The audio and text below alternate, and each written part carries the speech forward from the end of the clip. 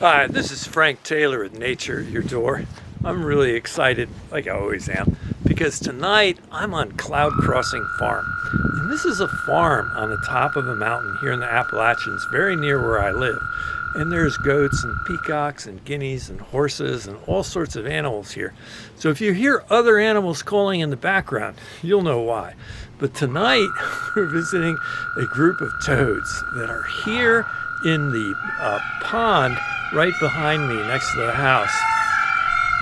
I can hear one singing now as well as the peacocks. And right now it appears to be a bachelor party. It's all American toads.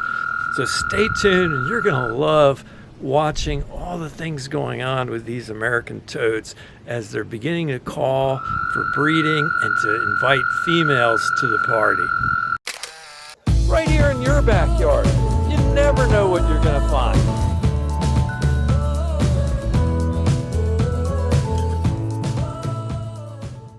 So this is our toad bachelor party. And at the party here, there are 6 male toads and no females. And we know they're male toads because only the males call. And we've seen each one of these call here tonight. It's unusual that these toads have selected this pond. There's streams in this area. There's another pond at least a mile away. I think these 6 males have come from quite a distance to come to this particular pond, which is merely one of these stock plastic ponds with 1 foot and 2 foot depths in it. And it's buried here to ground level, but it even has fish in it. And usually the frogs and toads will try to avoid ponds with fish. It's typical for the males to arrive at the pond first and begin posturing and calling, and the females will arrive later. Locally, it seems we have a sequence of wood frogs being the first breeders, then followed by spring peepers, and then followed by the American toad. And I expect we're going to see green frogs and bullfrogs breeding in the area soon.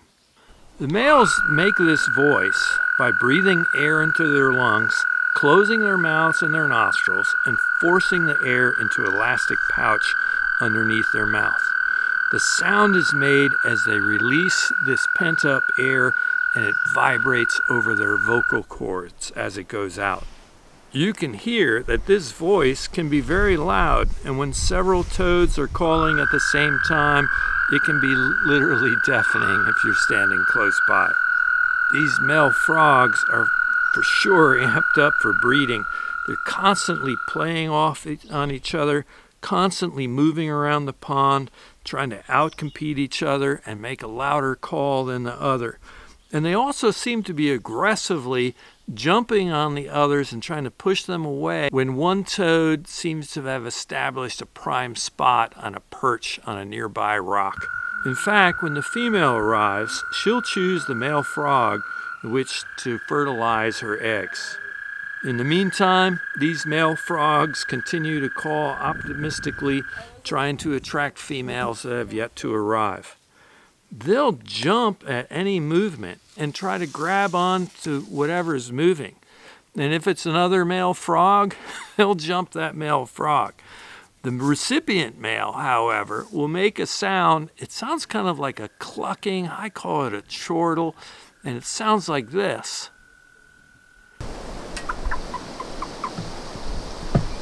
And they make this sound to tell a male that's grabbed them from behind that they're actually another male. In my next episode, we'll talk about what happens when a female does arrive. And in this case, in 5 days from now, there'll be 1 female arriving here. Until then, this bachelor party will continue on, anticipating the arrival of the female. If you want to learn the complete biology and how to ID the American toad compared to the Fowler's toad, check out my American toad video. And if you want to attract more toads that eat lots of bugs to your summer garden like we have, check out my American toad hunt night, and I'll show you how to enhance the habitat for toads.